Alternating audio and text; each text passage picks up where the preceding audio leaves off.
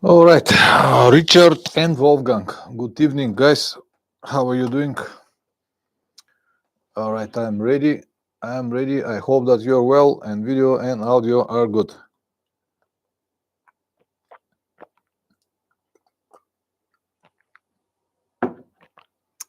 Interesting topic today. Video and audio perfect from Austria. Alessandro Pozza. Hi, Pavlin, and greetings from Italy. Hello to Italy as well. How is the video and audio in Italian side?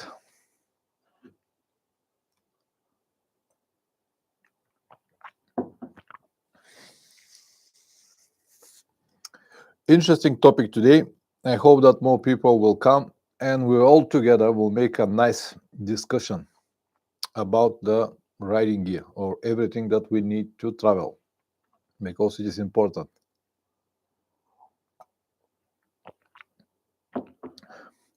Tenere travel all good, many miles on the Himalaya and map planning for Ardennes short trip in June. I'll be good. Okay, thank you very much, Richard.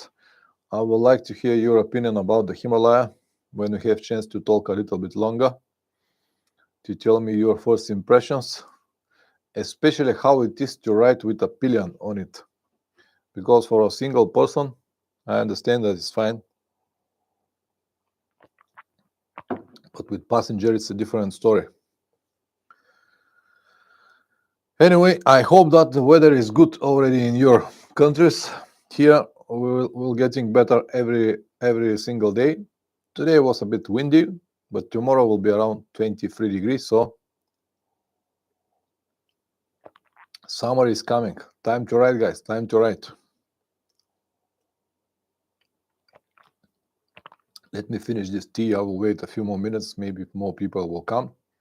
And then we'll start.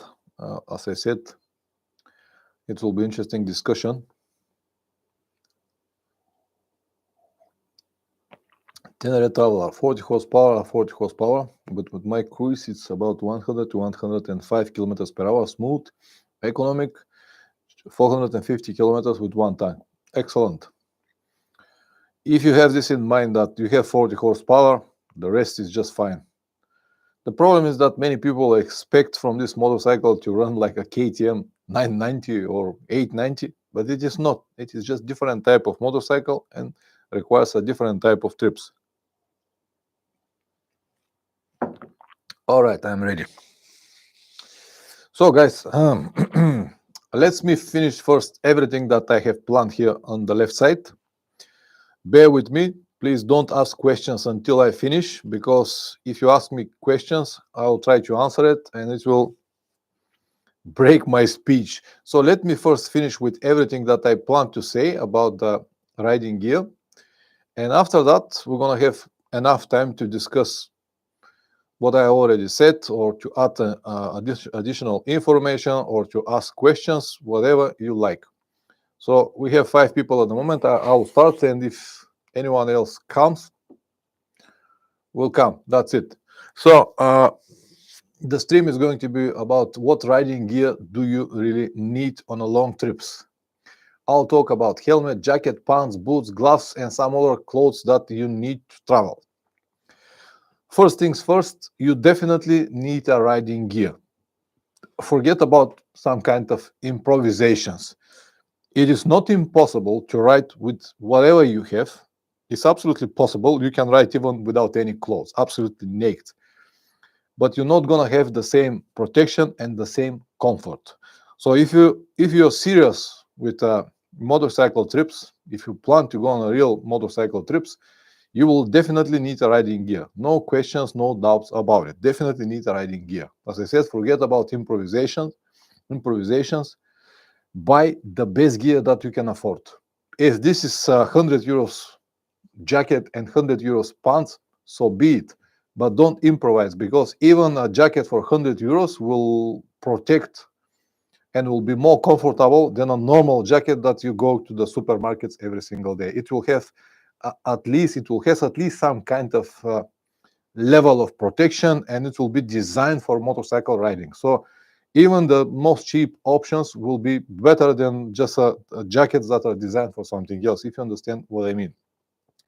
So you definitely need a proper riding gear. Spend the best amount that you can afford to buy riding gear.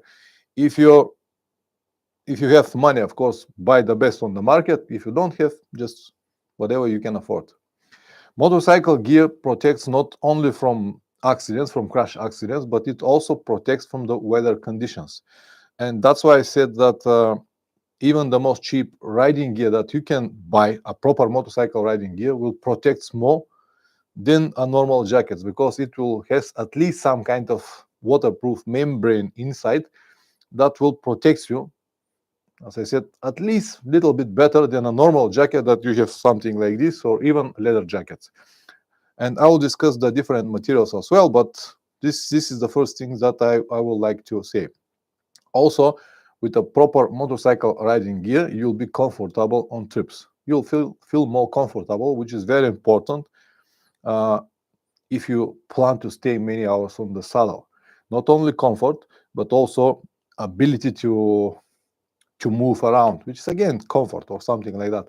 And you can definitely ride longer if you have a proper riding gear, because when you have comfort, when you're protected from weather conditions, and when you feel good in your riding gear, you will definitely be able to ride longer.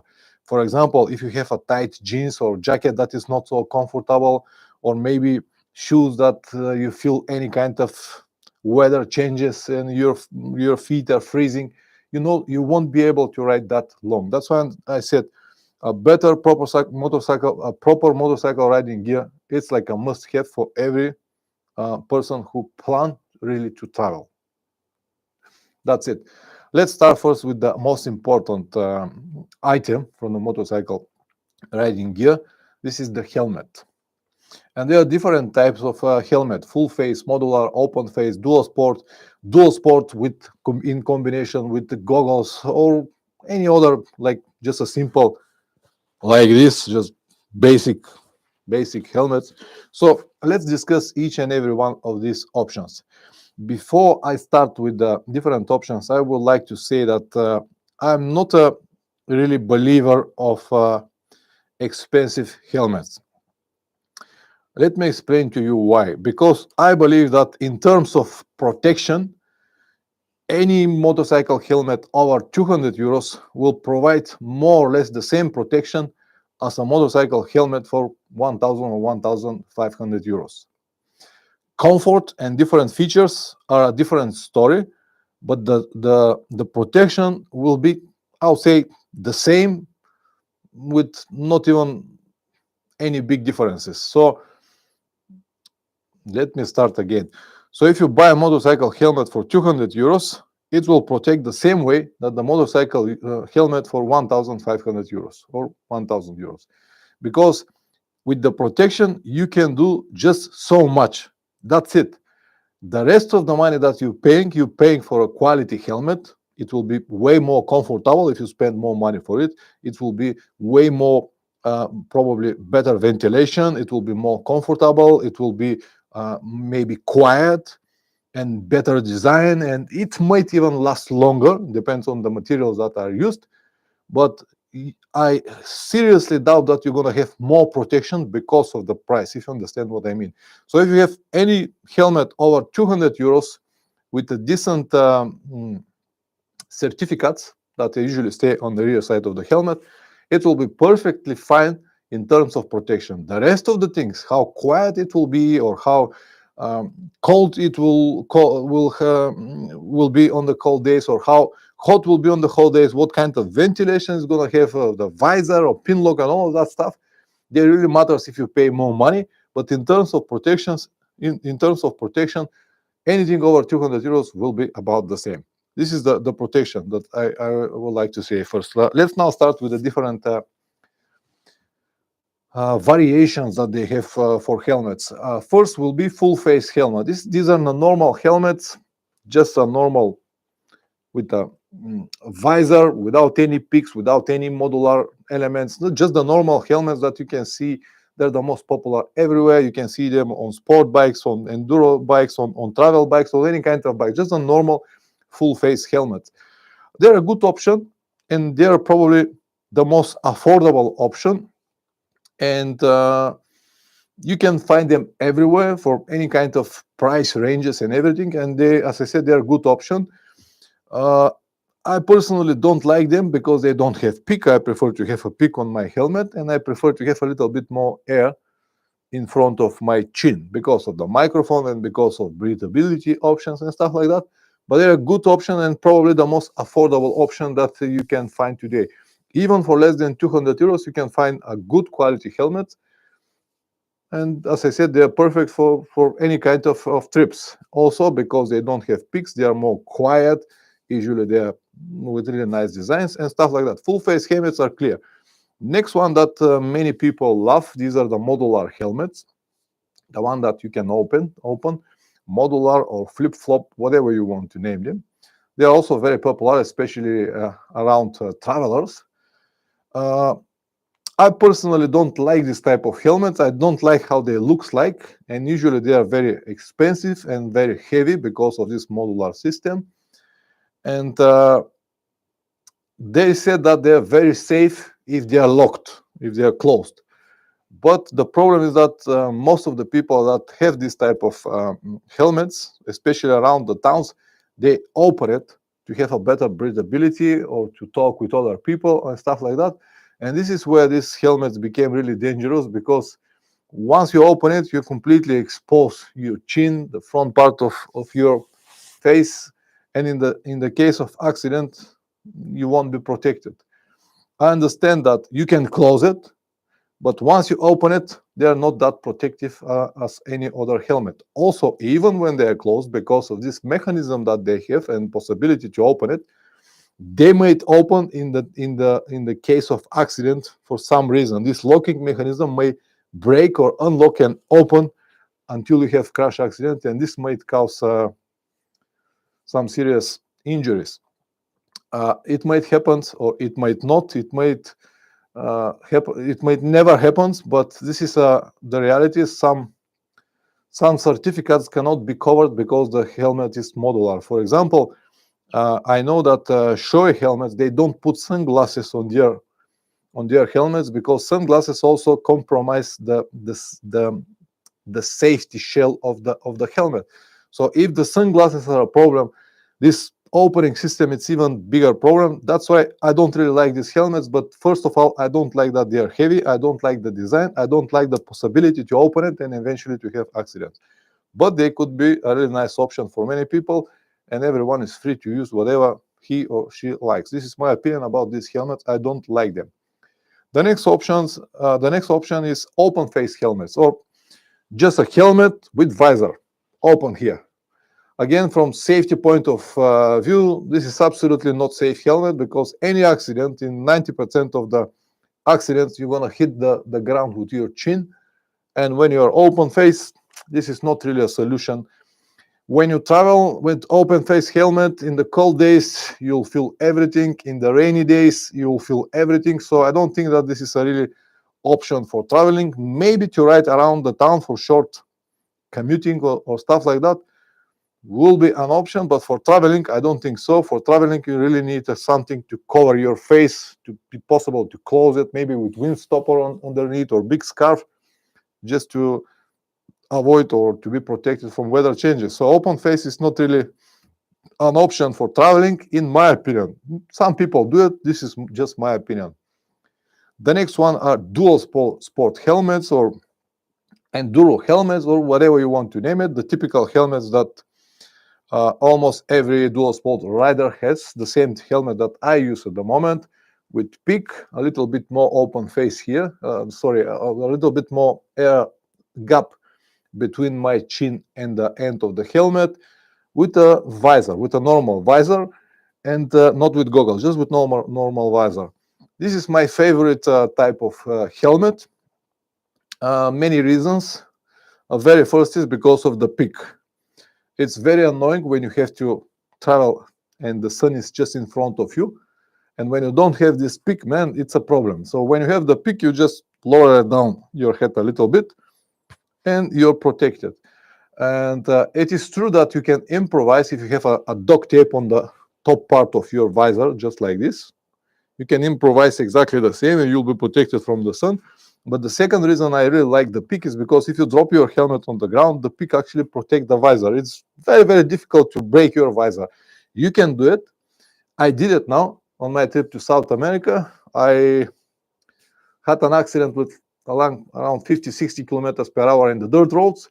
I went over the handlebar, and for some reason, I broke my visor. The visor was open, and because of it, I don't know how, but I broke the visor. But it's in very, very rare situations. I have dropped the motorcycle and I felt so many times during my trips and during the years, never ever even scratched the visor. This was the first time that I actually broke it because it was open, and what is happening, I don't know. But it is very, very difficult to break it if you have a visor.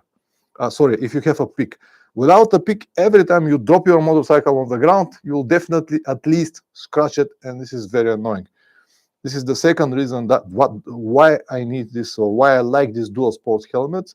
And the third is because of the breathability. Because I wear microphones in my helmet, I prefer to have more space inside. If I use the microphone in the normal, let's say, full face helmet, they're very close like this. And usually on the microphones, I have a dead cat on the top, and this dead cat is very annoying when it's touching your face or your lips all the time. That's why I prefer to have a little bit more space. It is true that they are a little bit more windy because the air could go from the bottom. And also, if you ride very fast, the peak might be annoying because actually the wind grabbing your peak and moving actually your head like that. It is true, but I don't ride that fast, and I prefer to have the peak because of the reasons that I told you. That's why, in my opinion, dual sport helmet is probably one of the best options if you travel. If you're a fast rider, then maybe you can remove the peak, but it will be a good idea to have a spare visor with you because of the reasons that I just told you a few minutes ago. Another one option that I have seen some people do it is to have a dual sport helmet with goggles. This is not an option that I will recommend. Many reasons. First, if you have a goggles, you're exposed to wind, to rain. It's very annoying, especially in the cold days, because the wind go around your goggles and you will freeze. In the rain, the same, a lot of water in. And also, you limit your visibility. Your visibility is limited because of the goggles. I have an entire video on this topic made many years ago, but it's a good video. You actually limit around 30% of your, especially your side visibility. And when you ride in the towns, it's very dangerous because every time when you need to check your mirror or to see what is behind your shoulder, you actually need to turn yourself much more, and you're still losing some visibility because of these goggles. And goggles are designed to be ridden in off-road competitions or in the forest or something like that, where you don't have a lot of traffic and it's problems on the side. So it's not really an option for long trips, in my opinion. Let me read something here. Shoot, hi Pauline, I'm going from Hungary to Turkey in June. What do you think about safety? Can I leave my motorcycle outside in the streets overnight? What's your experience? Thanks for the answer. Listen, it's never a good idea to leave your motorcycle on the street, even if you're living in the middle of Germany or middle of Switzerland, because you never know. It might be safe, it might not. In Bulgaria, in common, it's not that bad anymore. I don't think that anyone will touch your motorcycle, but if someone touch it, this will stop your journey. So in my opinion, definitely find a proper place to secure your motorcycle. Don't leave it on the street. Even in Hungary, even in Germany, even in whatever you plan to go, in Turkey as well. So definitely need parking or safe place to put your motorcycle. Let me continue now with the topic. So for the rest of the guys that came a little bit later, please bear with me to finish everything that I plan to say here about the riding gear. And after that, we're going to have enough time for questions on the topic that we have, riding gear, or different topics like should has now the moment about safety and security of the motorcycle. So please bear with me to finish, and then we can discuss the rest. All right. I told you about dual sport helmet with goggles. Not a good idea. And something that you have to have in mind when you're purchasing your next helmet is the existing of pin lock. Pin lock, it's another one membrane that stay in your visor, inside of your visor. It's like a second membrane that actually protects from the fog. And when you have a rainy day or foggy day, your visor is not going to be foggy. It's very, very useful option, and most of the good quality helmets comes with it, so you can mount it immediately after you buy your helmet. If you don't have it on your helmet, don't worry, it's not that bad, because you can purchase a universal pin lock from AliExpress, for example, for just a few dollars, and they works really well. I have it on my on my helmet on all the way to Magadan and back, and I had another one on my way to South America, and actually they worked better than the original pin lock that I had with the helmet. So this is not a big deal if you don't have it, but if your helmet comes with it, much better. On the Rebel 11, hello and everyone, sorry about being no worries, just stay with me until I finish my thoughts here. All right, that's everything that I wanted to say on the topic helmet. Many more things could be said, but the stream will be just too long. Later when I finish, if you have a specific questions about the helmet, you can ask me. Let's now go to number 2, jackets and pants. Again, variations are so many, and as I said in the beginning, buy the best that you can afford. If this is a riding gear for 200 euros, go for riding gear for 200 euros. If you can afford a riding gear for 2,000 euros, go for it. The more you spend, probably gonna have the better quality and more comfortable and long-lasting gear. But one very important thing that you have to know right now, if you are a serious traveler, if you really travel on long trips, if you spend many hours on the saddle, you should know that riding gear wear very fast when you make long trips. So I know that some people really would like to protect their gear and clean it every time and wash it very often and keep it always like brand new. But this is not really possible on long trips, especially when you have different riding conditions and weather changes. This is almost impossible. Let's imagine that today you have to ride 5 or 6 hours in the rain. You'll be completely covered with muddy water all the time. So you cannot really clean your riding gear. On the next day, if you spend 5 or 6 hours on the dusty conditions, let's say off-road, all of this dust will go on your already wet gear, and it will become a real mess. After that, you ride on a very hot day, 5 or 6 hours on 30 plus degrees. All of this mud and water and all of that stuff became like a concrete on your riding gear. And when this is repeating day after day, week after week, month after month, after 3 months, your motorcycle riding gear will be worn out like a other gear for people who travel just on the Sundays. How I have to say, no, for example, on my trip to South America now, after 3 months, the wearing and tearing process that my gear survived, it's similar like a gear that you use for 5 or 6 years and riding only on the Sundays. That difference is everything. So when you're investing money in your gear, even that you might have a lot of money, you still need to keep in mind that just because you paid 2,000 euros for gear, it doesn't mean that this gear will last 10 or 20 years or whatever years you believe it will last. If you're a serious traveler, if you travel a lot, if you plan to make many kilometers in different riding conditions, you should know that probably in 2-3 trips this gear will be completely fall apart, even if you spend 2,000 euros. If you know this in advance, it's a different story. And that's why I said buy the gear that you can afford, and buy it usually for 2-3 trips. I'm talking about trips without any problems. If you fell down, if you have accident, you'll probably cut it and damage it on the first trip or on the first fall.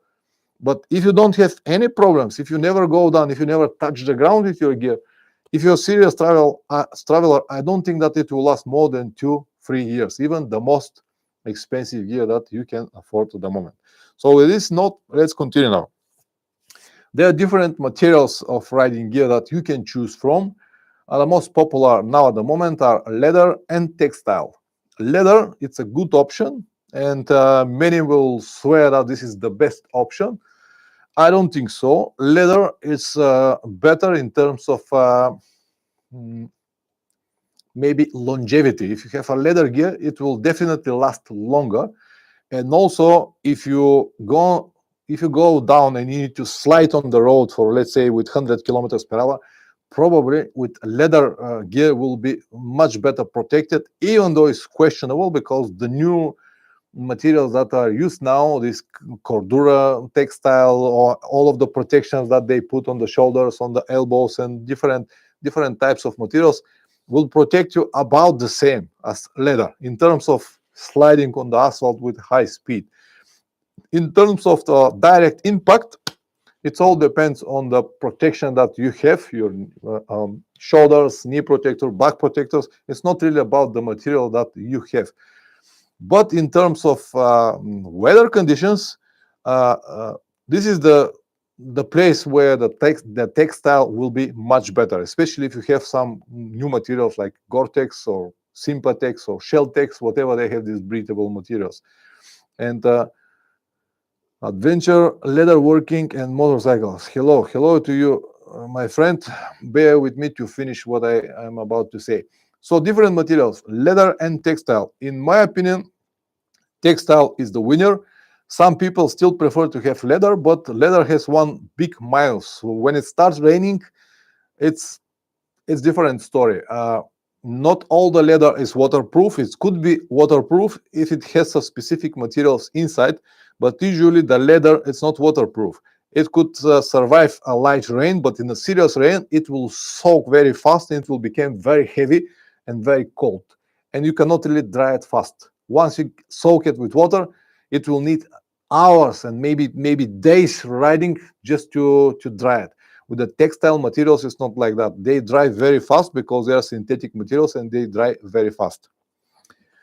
Ghost Rider. I also have Echelon GTX. I love it, but the zippers diagonally on the pocket jacket difficult to open quickly. As for the boots, I also have the same boots like you.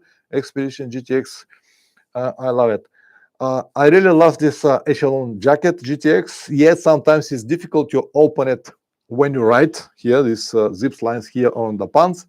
And I will not recommend to do it while you ride. And few reasons. First, because you can lose control on your motorcycle. And also when you ride, you might damage the zips. Better is to stop and slowly open it while you ride. So this is my advice for Echelon jacket and the zippers.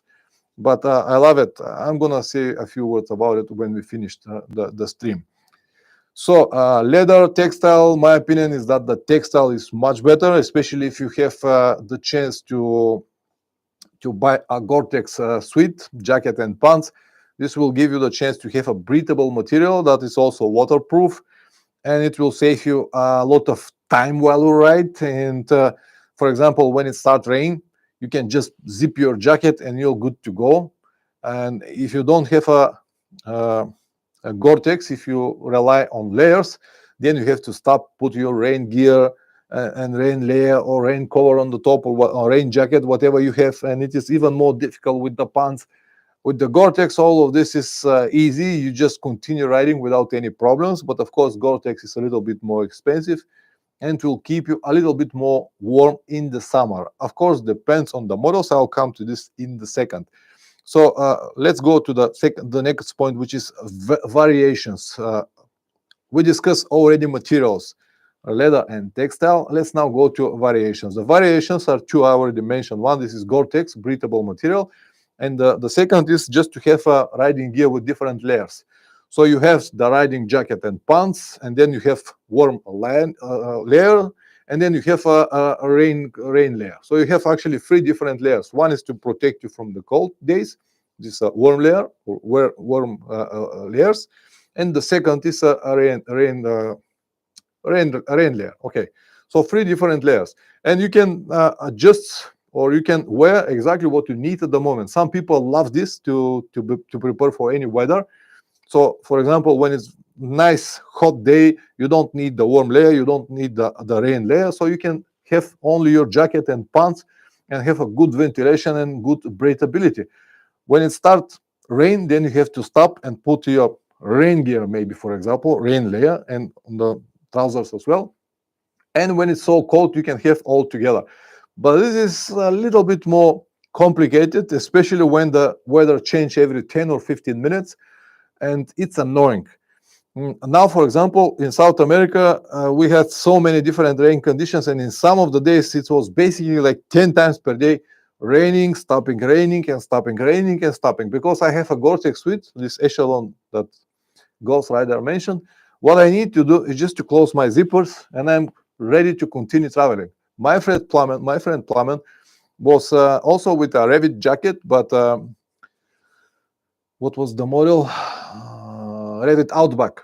So every time when the rain starts, he needs to stop, put a rain gear underneath, rain layer, and the same with the trousers. So he finished riding with everything on him, because he does not want to stop every 10 or 15 minutes to remove one and put another. But when you're riding with the warm layer and a rain layer on you, and the temperature is 30 degrees, man, you're sweating like a crazy. It's not comfortable at all. And all of this is very annoying when you have to ride many hours in different riding conditions. That's why in these conditions, Gore-Tex is just brilliant. You cannot replace it with anything else. But it has some downsides. As I said, in the really hot days, Gore-Tex will keep you a little bit warmer, unless you have a very good ventilation. And that's why I said I love this echelon model, because it comes with a really good ventilation. Here on the arms, two big zips that actually the air blow them like a sails, and the ventilation is very good. Two zips on the back that like exhaust the air to go out, and also the zip line is on two levels. One is to close it completely, and the second it's leaving like 2-3 centimeters gap and only mesh underneath, and the ventilation is very good. Also, it has very good ventilation on the trousers, on the pants, front and rear for exhaust ventilation. And I am good to travel with this Gore-Tex suite up to 35 degrees without any problems. I will have the same comfort that Plumman will have with just a normal Outback suite. So this is something that is good to know in advance. Ghost Rider, yeah, man. If people can afford to go for Echelon for any other brand in the same price range, it's the best. I like it very much, because Echelon is Gore-Tex. It's actually made from two different layers of Gore-Tex. For example, another one Gore-Tex suite that I've got, it's a Dominator GTX. It's made from 3 layers, and it's too heavy and it's not so comfortable. But Echelon is with only 2, and it's very light. I don't really feel it, but it protects well. Anyway, let me continue. So variations, layers or Gore-Tex. In my opinion, Gore-Tex is better. Some people prefer layers. I prefer Gore-Tex because of the reasons that I told you. So if you can afford Gore-Tex, go ahead and buy it. You won't regret. Important moment that I would like to mention now when we're on the topic gear. It is very important to zip your jacket and pants. As you know, on the rear side of your jacket, you have a big zip line. This big, on some jackets, is very long, like this. And you also have a zip line on your pants. Always zip them together. Many reasons. First is that it will protect you in weather conditions. You're not going to have wind on your waist here, which is very dangerous. You might get cold from it. But the most important reason is because if you go down, if you have an accident and for some reason you need to slide on the asphalt, when they are not zipped together, your jacket will go up like this, and your kidneys and the rear side of your back will be exposed to the asphalt. Always zip them together. This may save you a lot of problems, always. And if you have some suspenders, especially universal suspenders, they are designed to be attached to the zip line, not to the pants separately. So if you have your suspenders to the zip line, you won't be able to zip your jacket and pants. But always zip it. This is very important. If you need protection, this is one of the first thing that you have to do. Every time when I put my jacket on, this is the first thing that I do. I zip it with my pants. Every time.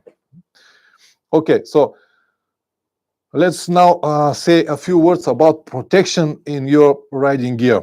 And of course, the riding gear that you will buy, a proper riding gear, will come with this integrated protection on elbows, shoulders, on the back. You might have here on the chest.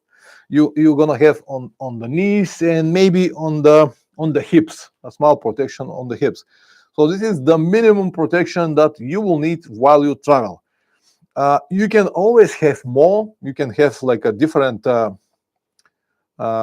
like off-road protection. What was the name of this? Whatever, you know, this off-road protection that you can zip it underneath of your jacket. But when you travel, it's gonna be just too much. Body armor. But it will be too much while you travel. I personally rely only on the protection, on the integrated protection. And believe it or not, I already have my experience during all of these years that I'm riding. I have really one serious accident in Turkey 4 years ago. And thanks to the integrated protection, I was absolutely without any injuries because of the integrated protection.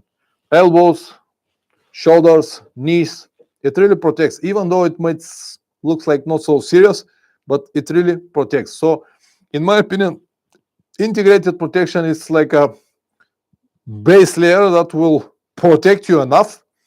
Of course, if you have a serious, very serious accident on very high speed, nothing can protect you in 100%. Nothing, even airbag cannot protect you that well. But use whatever you feel that you want to use. Some people wear neck braces. Neck braces is a very good option. It will definitely protect you in the case of accident, because it will protect you.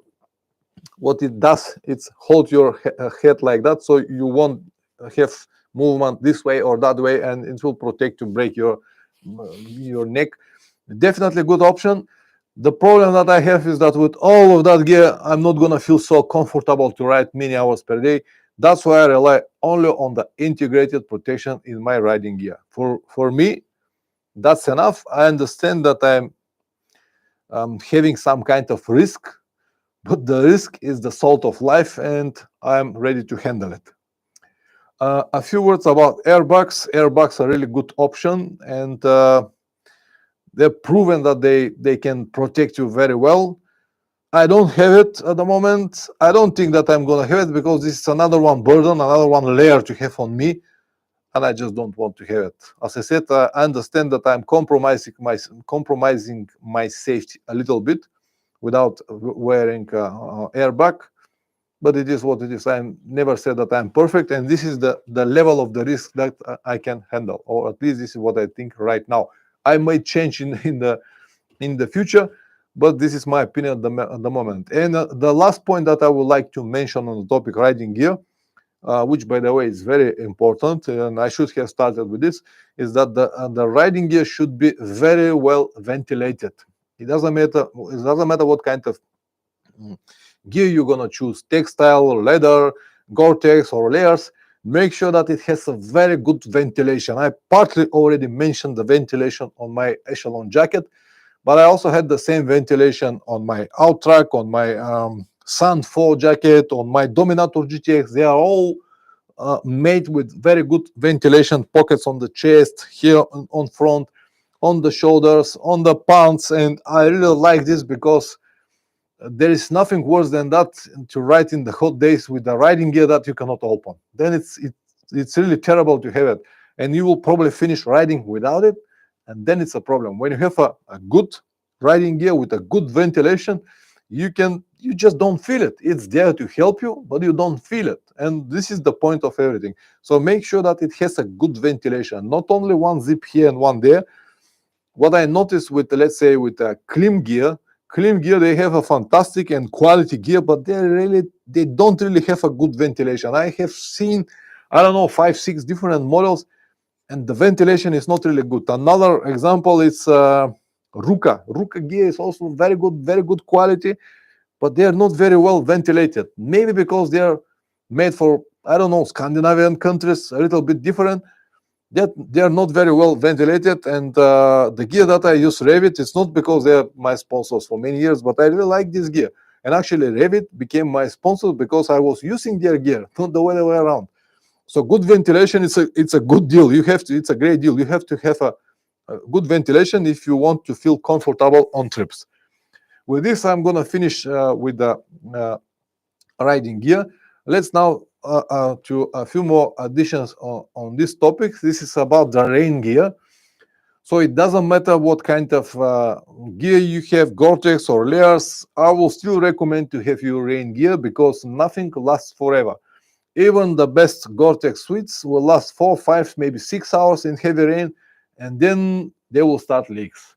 They're not gonna leak from here or from your pants, but they're gonna start leak from here on your neck. Around your neck, the water will go in. Between the jacket and the pants, the water will go in. Here, because of the gloves, and here around the your wrist, the water will go in. The water will find its way. And if you know from the beginning that you'll expect a whole day of rain, serious heavy rain, my advice is to put your rain gear on the top. What I do, I usually have with me at least the jacket, a rain jacket, to have it on me. Pants usually last longer. I don't know why, but they last longer. But even though if they get a little bit wet, I can hold it, I can survive on it. But when you get wet here, it became really cold and you really need to stop. So make sure that you have a rain gear in your luggage. Maybe you will never need it, but in a serious rain, you can have it. Also, uh, always buy a rain gear with two different parts, jacket and pants, not a rain suit. A rain suit will protect better, but it is difficult to wear it, difficult to remove it, and also in the case, let's say it's a cold in the mornings, you can have, if you have if you have a jacket and pants, if in the cold mornings you can have only the jacket, not the pants, and or if it's a really muddy conditions, you can have only the pants to protect your gear, not the jacket or stuff like that. You can have a different combinations. As I said, I use only the jacket. I never even have the pants with me because I wear Gore-Tex suit. So that's everything about the riding gear and everything that I wanted to say on this, jacket and pants. Let's move now to the next point, which is gloves. Gloves, the same story, different types, leather and textile. Again, my opinion is that textile is better. You can have a combination, half textile for a good ventilation, half leather for better protection. Whatever gloves you decided to have, make sure that they have a good protection here on the buckles, because in the case of accident, this part of your hands needs to be protected here and here, because you might break, and these are small bones, and if you break it, this might be a problem in the whole of your life. So make sure that you have a good protection. There are also Gore-Tex gloves. I also have Gore-Tex gloves from Revit, but even the Gore-Tex start leaks after 4 or 5 hours. And not only that, they start leaks, and every time when you stop and remove your gloves and you're on the rain, when your hands became wet and you put it again in your gloves, everything became wet, and after a few hours you cannot really feel the difference. Are they wet or not? So in my opinion, you don't need to spend money for Gore-Tex gloves. Any gloves, even if they're not waterproof, will be wet after 4 or 5 hours. When they're not waterproof, yes, they will be wet very quickly, but they will also get dry very quickly after a few hours when the rain stops. With the Gore-Tex, it's a different story. They will get wet after 4 or 5 hours, but also they will need 4 or 5 hours to get dry after that. So I personally prefer to ride with the normal gloves, not Gore-Tex, and they are easy to put in and easy to get out when they are wet. Make sure that they have protection. This I already said. And few words about boots. I hope that you still don't have this question, do I need boots? You definitely need boots. If you break your leg and spend 6 months in the hospital with a broken leg, then you will understand how important the boots are.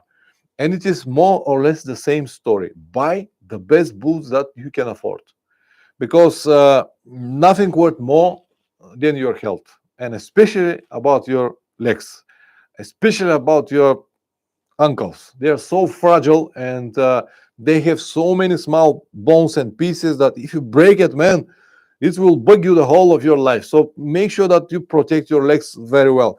Buy the best that you can afford, and don't make compromises with it, because it could be very dangerous and very, very painful. And also, don't buy boots that are short up to here.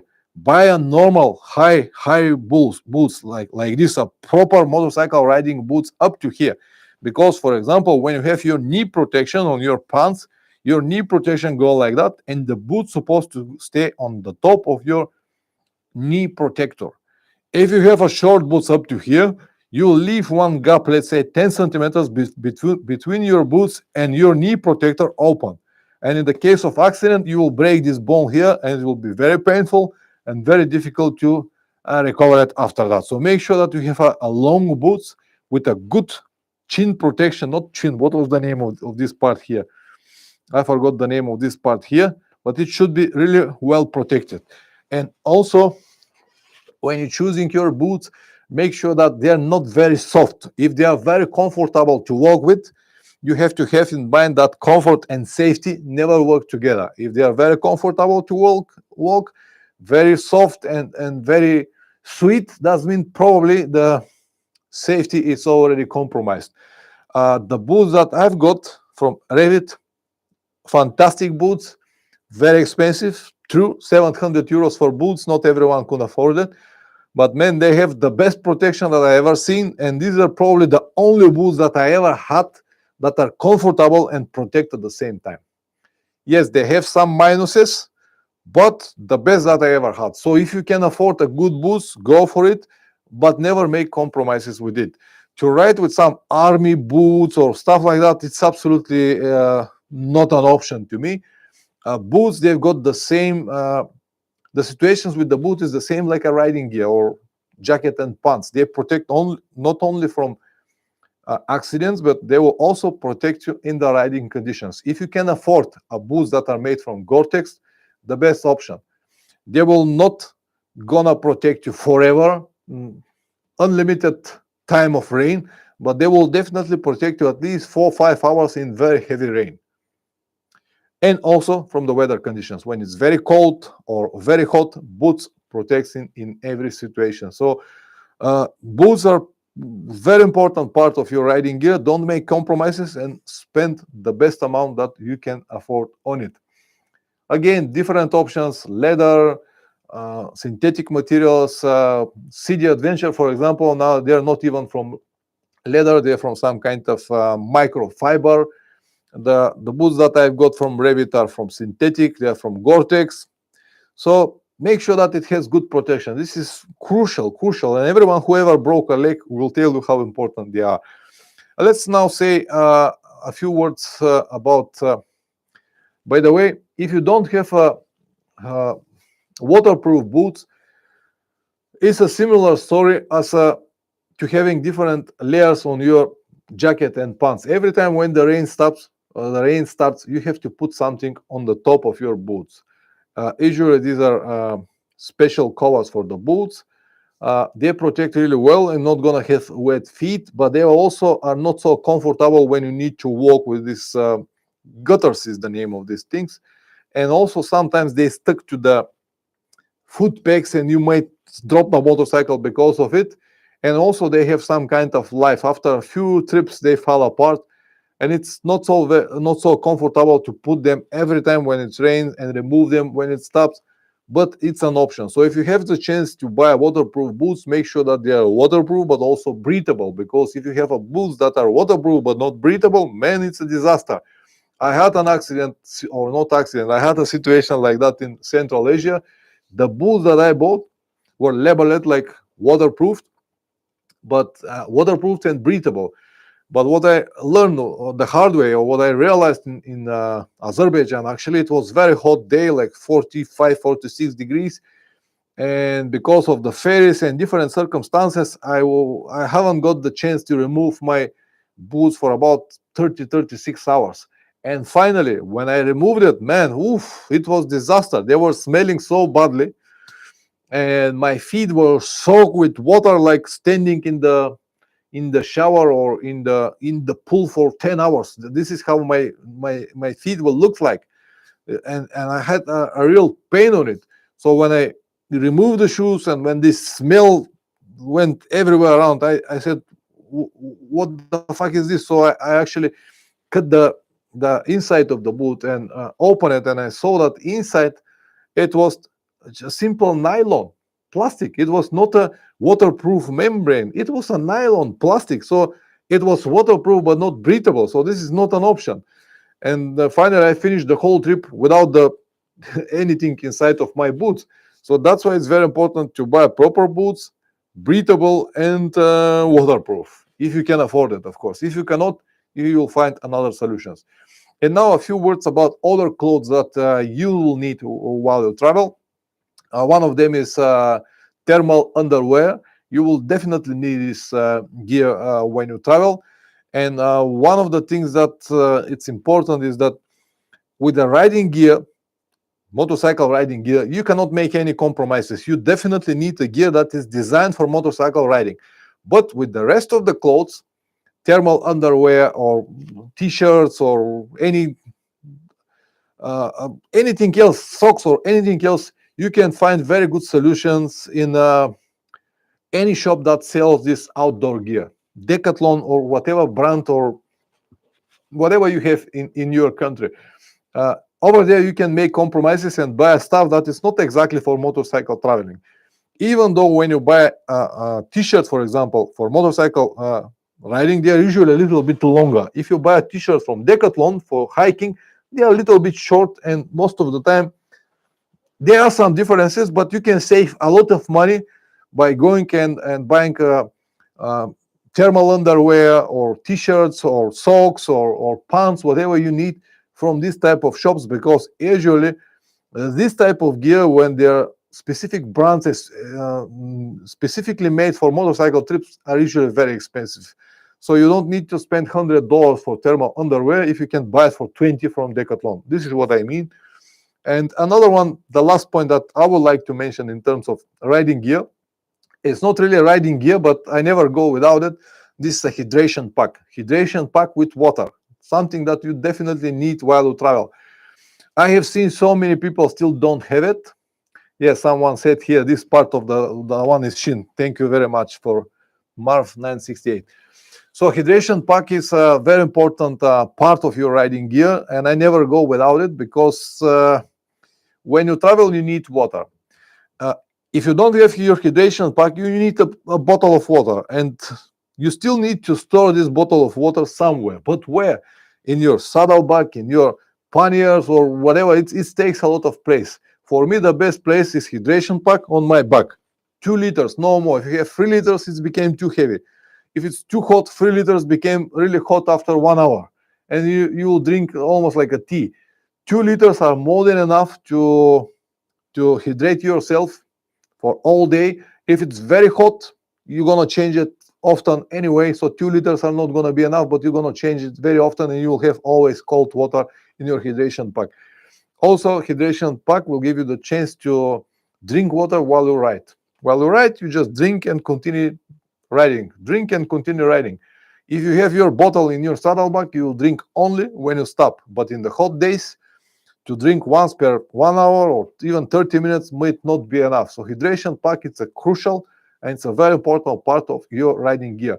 I use a brand name Source. It's an Israeli brand. Fantastic hydration pack.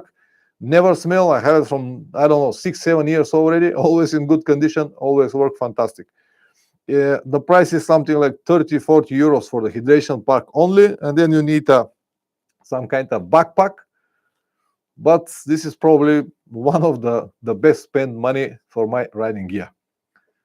Yes, it's a must, exactly. Okay, guys, that was everything that I was planned to say in terms of riding gear, what riding gear you need to travel. This is the riding gear that I use all the time in all of my trips, and this is the riding gear that helped me to complete all of my trips. Now, if you want to add something, additional information, or if you have any questions on this topic, please go ahead. I will be glad to read it here and eventually help you if I can. Or if not, we can provide information for any other people.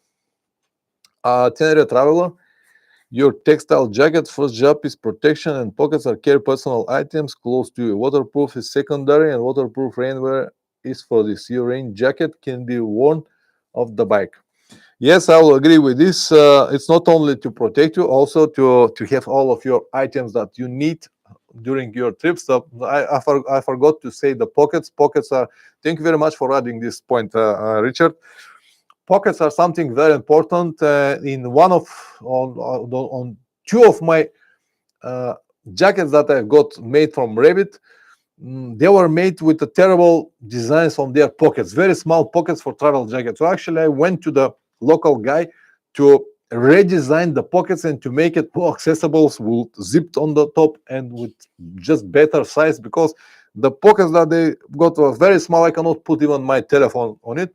So pockets are another one very important moment when you're buying your jacket. Make sure that you have enough to have all of your stuff inside. Oh, Ronald. Hello, Pavlin from Anaco, Venezuela. Hello, Ron. Nice to see you here, man. I hope it's the same Ron, but it's Ronald. It should be the same from Anaco, Venezuela. Man, yesterday, a few days ago, I was editing the video about Venezuela, and after 2 days, I'm gonna edit the part from Anaco. Thank you very much for your help over there. It was priceless. The same one. Thank you very much, Ron. Nice to see you here. Nice to see you. Tenere Traveler, your mid layer is a very important item. I use a non-motorcycle lightweight padded jacket with folds into the own pockets. Very warm, can be worn on. The base is those for your job. Yes. Thank you very much for adding this, Richard. About the mid layers, something I forgot to say, or at least my opinion. When I got my first Dominator GTX jacket, which was Gore-Tex, it came without any membranes inside. So I don't have mid layers, I don't have warm linings, nothing inside. At the beginning, I thought that it's terrible for so much money without even these things. But then I realized that it's better for me, because while I ride, I always have something underneath in the cold days. It could be a sweatshirt like this or some other layers, but I always have something. So I don't need another one specifically for the jacket while I ride. So you can have your mid layers. You can buy it from, as Richard said, you can buy it from different shops and use it. Definitely something, and something to have in mind. Jorge Salsa, about thermal underwear, go with wool, and it's antiseptic and does not get smelly. Also, hydration pack, it's also a good idea to insulate the tubes so the weather does not get hot in the tubes. Yes, good points. Thank you very much for adding. Marine wool or synthetic materials, whatever is best for you, whatever you can afford, go for it. Tenere Travel, if you get wet, feet plastic shopping bags are good emergency measure to keep your feet dry. They are cheap too. Yeah, it's a good option. I used it a number of times. They help a lot. They also not only protect you from the wet feet, but they can make your feet warm. So plastic bags are a perfect option, cost nothing, weight nothing. You can put it in your pockets, and in the case of emergency, you can just put it and go with it in your boots. On the Rebel 11, after switching from a black jacket and a black helmet to a white and white, I found the car see me better now. Maybe it's psychological, but I notice a difference. It's not psychological, it's definitely better. I always try to have a white helmet at least. White jackets are good, they are visible, but very, very difficult to protect them, especially in the muddy conditions. I have one white jacket, and man, it looks terrible. So for the jacket, I prefer to have a dark color or at least gray color, but for helmet, definitely white. I never worry about the warm temperatures, because some people say that with the white gear and white helmet, it's better in the hot days. It could be, but this is not the main reason why I have white helmet. It's because of visibility. Thanks for adding this. S-Pin, any experience with the new 7VDC heated clothing? No, I haven't got any experience with it. I prefer to have my independence. I don't want to rely on some kind of heated different sources, except my heated grips, because they are connected to the motorcycle battery. The rest, I don't have any experience. It is probably a good option. I just cannot say anything about it. Sorry. General Traveler, neck buffs keeps you from sunburn when it's hot and warm when it's cold. Also make good blindfold when it's sleeping in very light and hot or in the tent. I agree with this. Good options. Thanks for adding. I forgot to add a few words about riding gear when I was discussing the riding gear. Another one thing that I forgot to talk with, it's you definitely need a scarf and probably a wind stopper. I have a scarf that I use in the hot days just here on my neck, because it protects from the Even when it's hot, I prefer to have it because sometimes you can have a bee or some other animal to go into your neck. If you have this scarf, it protects you.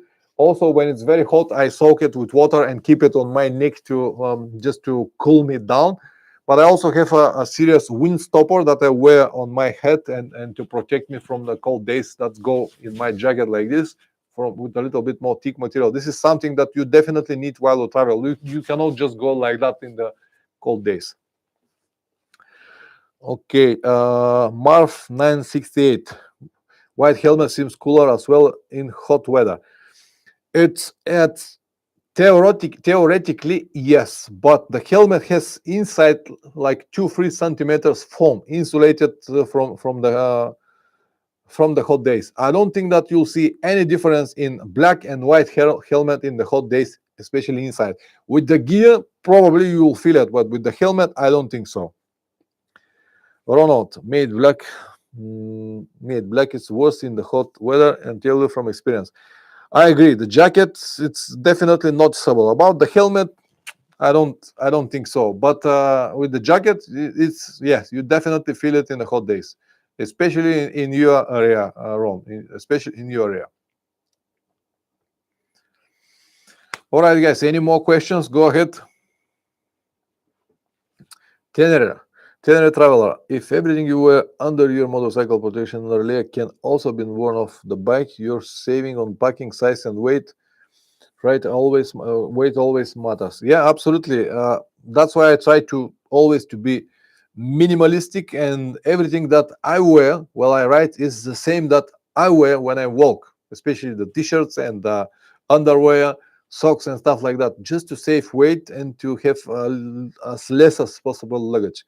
It's very important, and this is a classic mistake for everyone. Everyone who go on the trip at least once realize that he just took too much, and next time he'll take less and less and less, and every time when you travel you will minimize your luggage less and less and less until you finish with a very simple basic clothing.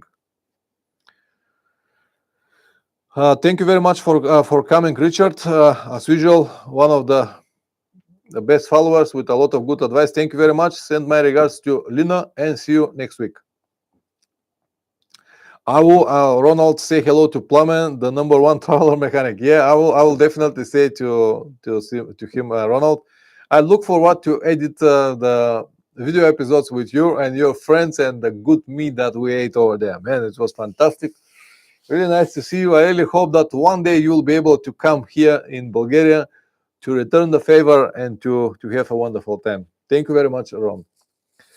So, guys, if you don't have any questions, I plan to finish the stream. I will give you 10 more minutes, and as I said, if you don't have any more questions, I'm gonna end the stream and continue next week with a different topic. I still don't know what, but we'll find out something.